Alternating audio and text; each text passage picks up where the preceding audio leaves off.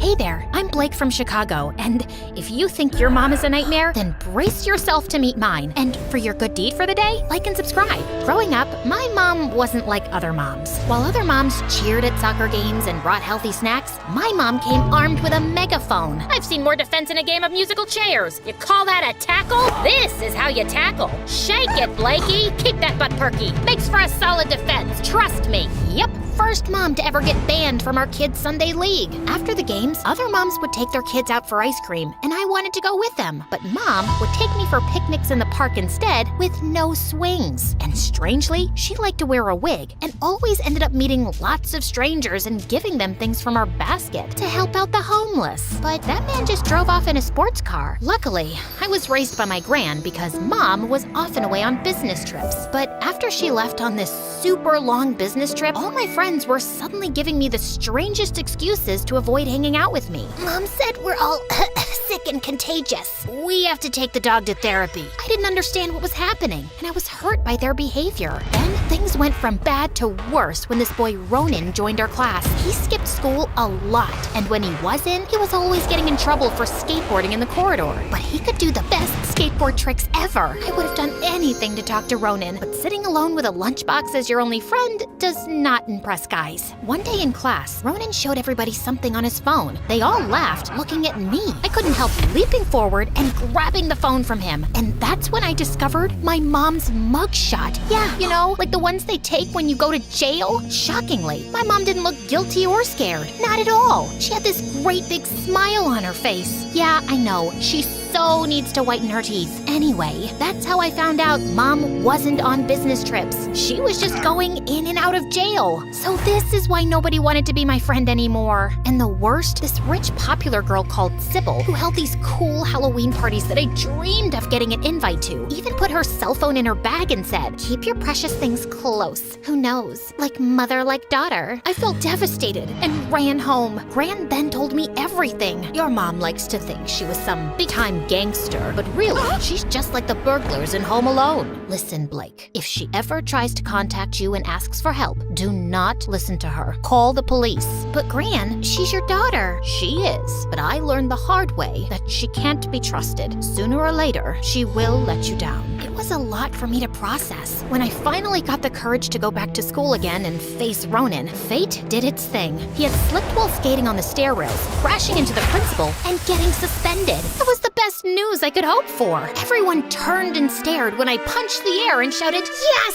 and had to pretend I was swatting a fly. I tried to put the whole thing behind me, and over the years, I got used to not having a mom around. I started to make some friends, and even Sybil once half smiled at me. Finally, things seemed to be looking up for me. But one day, after Grandma headed out to church, I got back from school and, surprise, surprise, guess who was lounging in the living room, feet up, watching TV, and munching on the last of my Cheerios. Yep.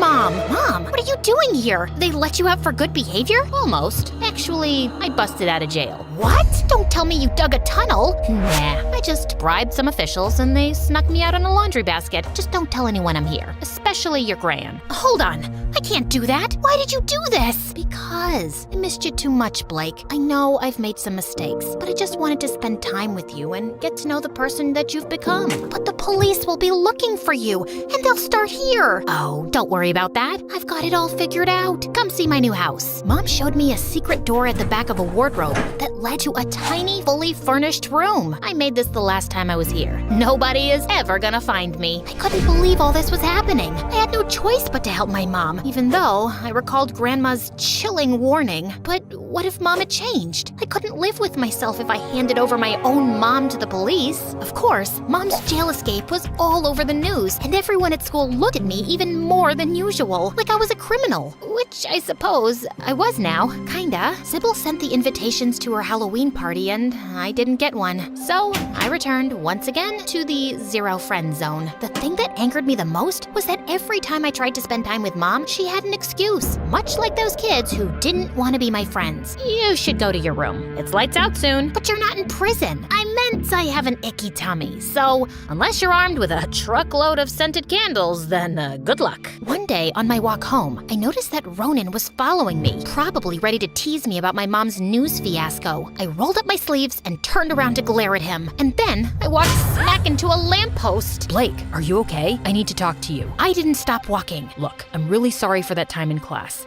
I wasn't trying to make fun. My own mom's in jail too. I was going to stop, but then I thought, nope. Wait, there's something else. My mom helped your mom get out of jail. Okay, then I stopped. Okay, the last time I looked in the mirror, which wasn't that long ago, I didn't have idiot written on my forehead. She pushed the laundry basket in which your mom escaped. A gasp escaped my mouth before I could stop it. Your mom promised to do something for my mom, and she hasn't. So you'll have to do it. Forget it. I won't do it. That's a shame. I wouldn't want the police to find out about your mom's secret room. DM me when you've done it. Oh, by the way, your forehead says pretty, not idiot. I felt my cheeks burn. Flattered? Yes. Angry? Very. I ran home and confronted Mom, hoping she would get me out of this. But yeah. Can you please go and get some stuff from this locker at the train station? No, no, and no! Ronan's mom is crazy and dangerous. She could harm us. Please, you must, or Ronan will turn me in. How could she get me involved in something like this? I wanted to refuse, but I just couldn't. When I reached the train station, it took forever to find the locker. A homeless man and an old couple stared at me, and I started to get a little paranoid. What if this was a trap? And that homeless man and that old couple were undercover police waiting to jump on me when I opened the locker. So I ran. Well, okay, zigzagged. And I had to strategically move around people to get out, but you get the drift. After that, I worried all the time that Ronan might take his revenge. Then you will never believe what happened. I was walking to class one day when Sybil half smiled at me a little longer than 2 seconds. Blake, did you get my Sybilween party invite? No, I don't think we've ever swapped contact numbers. If you already have plans, don't worry about it. But if not, come. Wow. Just wow! I was definitely surprised, but it was my chance to do a teenage thing for a change, and I was gonna take it. So I got the best costume I could find and went as a spider, complete with 8 legs that stuck out and wiggled when I moved. The party was incredible. Everybody was there. Sybil made this big deal about coming out from behind a curtain like she was Ariana Grande to reveal her witch costume. Ironic, huh? She even fully smiled at me. For the first time in ages, I forgot about my mom and all her problems. But suddenly, 2 policemen barged their way in. Then it was total chaos as vampires and zombies ran in different directions, angel wings broke, mermaid tails got stepped on, and devil horns flew off. A ghost even got stuck trying to get out of a window. But that wasn't the worst part. Not even close. This serious-looking policeman stepped forward. We're looking for Blake Myers. Everyone looked at me. I should have come as the invisible woman. I always knew you'd end up in jail like your mom. We've had a tip-off from an undisclosed source that you have stolen goods. What? The police searched me, but I didn't have anything stashed in my spider legs, so they just left. Yet, the party was completely ruined, and of course, everyone blamed me. I can't believe Ronan convinced me to invite you. I froze as I realized that the undisclosed source was Ronan, and he had set me up in revenge. I wanted to kill him, but he wasn't the only one to blame for turning me into the ultimate outcast. If my mother hadn't escaped from prison, my life would be normal. At least a bit more normal. When I got home, I made sure she got an earful. I'm done with you. You were ruining my life and putting my freedom in danger just to eat a ham sandwich hiding in a closet. You don't care about anyone but yourself. You are the worst mom ever, and I wish you were back in jail. I was done. Done trying to please everyone, and most importantly, done letting myself be walked all over. Ronan was the next name on my list. I went to the park, and there he was, with this man wearing a smart suit. He handed the man a newspaper-wrapped parcel in exchange for money, just like my mom used to do. I yelled at the top of my voice, "Oi, Ronan Matthews!" I marched over, and Ronan took a step back. The man with Ronan ran as his life depended on it. Blake, Did you rat me out to the cops? You freaking snitch! No, I didn't. I swear. It was my mom. She was trying to get revenge on you and your mom. I even tried to stop her because, Blake, The thing is, I just can't stop thinking about you. It's always been you. He stared at me with soft, wide eyes, and then he leaned in slowly. Oh, please, like I'm stupid enough to believe that? Just back off or else. Or else what, Angel? Don't you forget, I know where your mommy is, and it would take just one phone call to— I had enough of everybody telling me what to do and threatening me. Your bad guy career ends now, Ronan. Time to punch out. I clenched my fist, ready to punch Ronan with enough force to send him to a parallel universe, but he dodged me, and I punched his rucksack instead, sending it flying to the ground with all its contents falling out. Jewelry spilled everywhere, and people looked over to see what the commotion was about. Ronan bolted like he was in the Olympics 100-meter race, but tripped over his skateboard and twisted his ankle. He tried to crawl away, but he hadn't even made it 10 meters by the time the police arrived to arrest him. I was pretty proud of standing up for myself, but then it hit me.